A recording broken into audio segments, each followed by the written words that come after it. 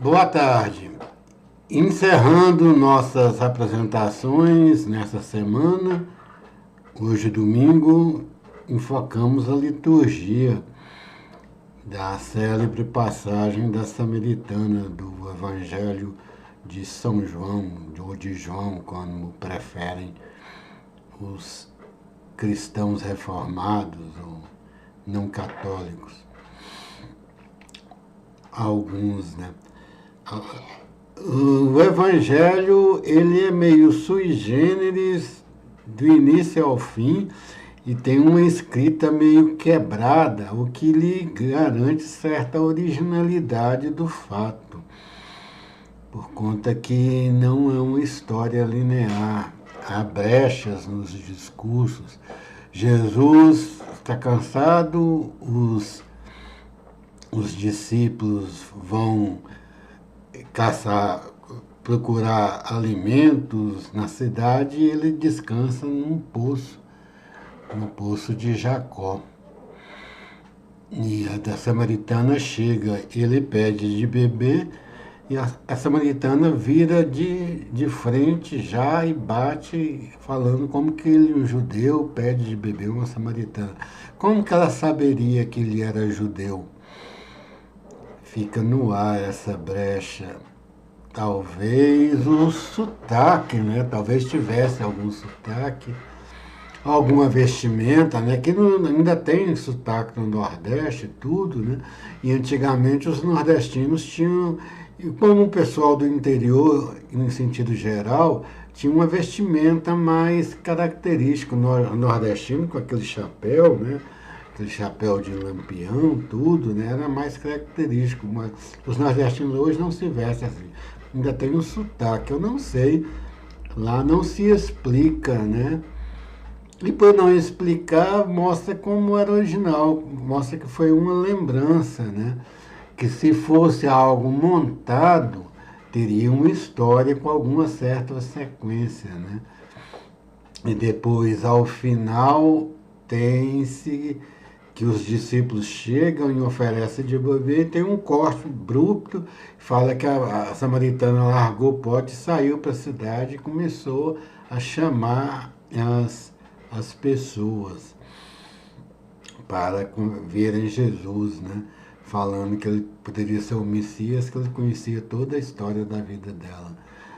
E fora isso, esse fato já declarado, né, dessa divergência de judeus e samaritanos, o que reverbera nas divergências entre religiões até hoje, né?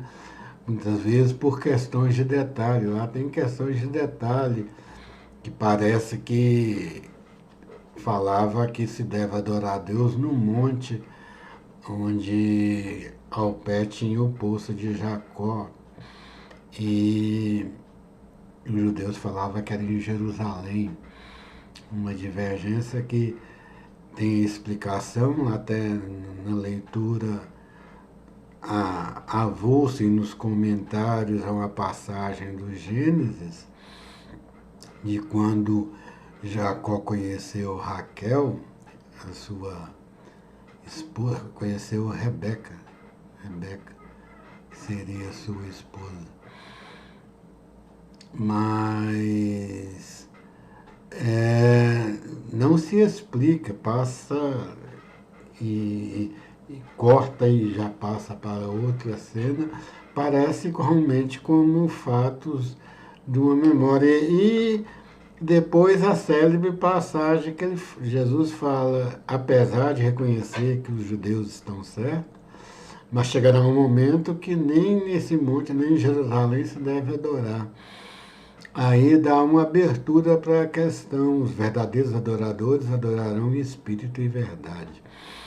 E dá um corte abrupto contra qualquer religião de estabelecer normas rígidas para se justificar a fé. A fé é algo que brota do interior da pessoa e Deus sabe reconhecer cada um dentro daquela característica da sua história e da sua maneira de manifestar a fé, qual é que tem um coração verdadeiro dirigido a Ele. E essas pessoas Deus atende.